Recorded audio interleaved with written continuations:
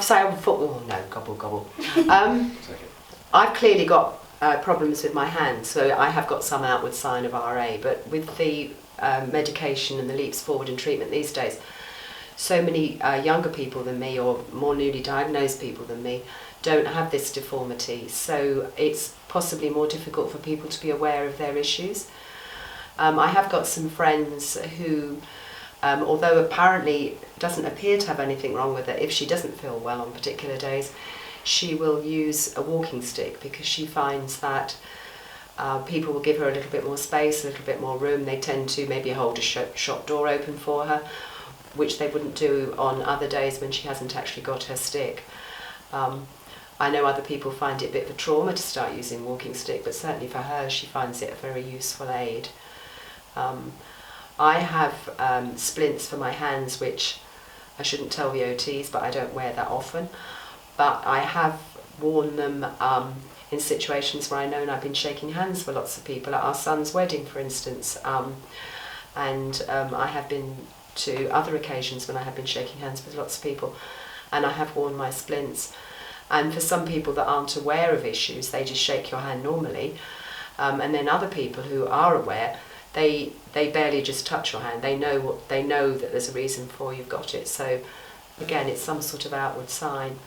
So, but it is difficult if people don't have any outward sign of it, because you know, they feel unwell, they look tired, but they haven't got anything physically to show for it.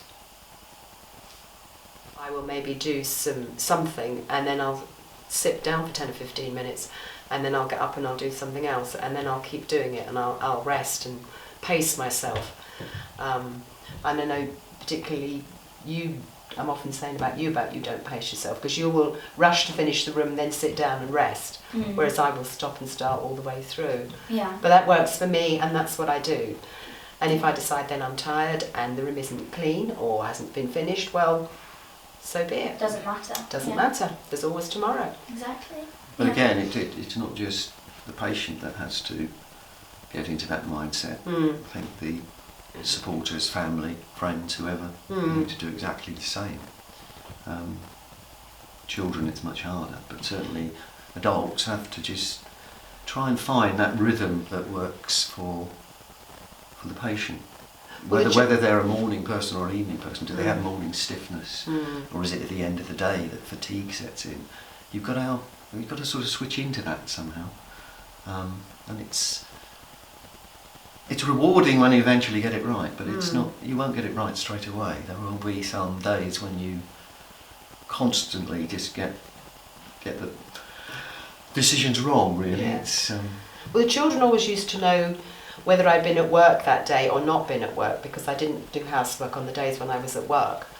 So if they came home from school and I used to say, oh no, pick that up, put that away, or whatever, they know that I'd spent the day doing some housework. And also as well, on the days when I was at work, it would be much more convenience food, whereas if I wasn't at work that day, I would maybe cook something.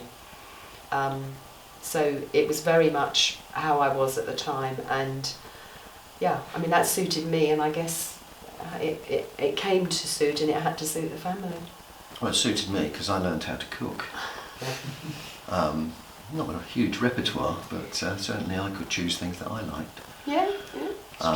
But no, it's certainly Maggie's illness has given me lots of skills I wouldn't have had. I certainly couldn't probably manage as a house husband now. Yeah, you've got too good now though. Oh right, okay. But it's amazing the things you can do.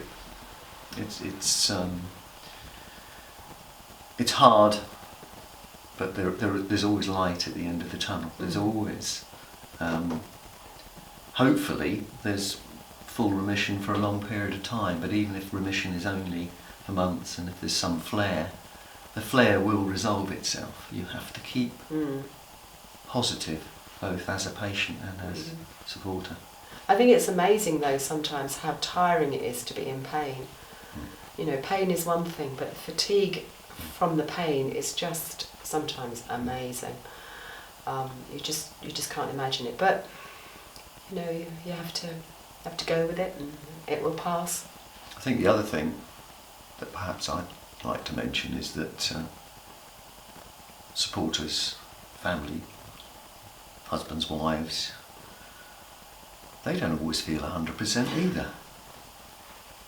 And it's quite hard when you're having a bad day or you're not well, because you're constantly aware of the fact that you're still there to support, especially at the time when you're not well.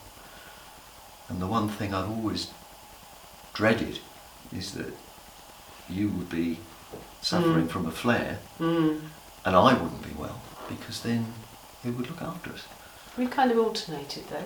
So far we've been lucky, but I can see that if it must be traumatic for a patient who has a partner with an existing condition who then gets diagnosed with RA, because I imagine all sorts of feelings will come up: confusion, guilt, fear. I mean, it's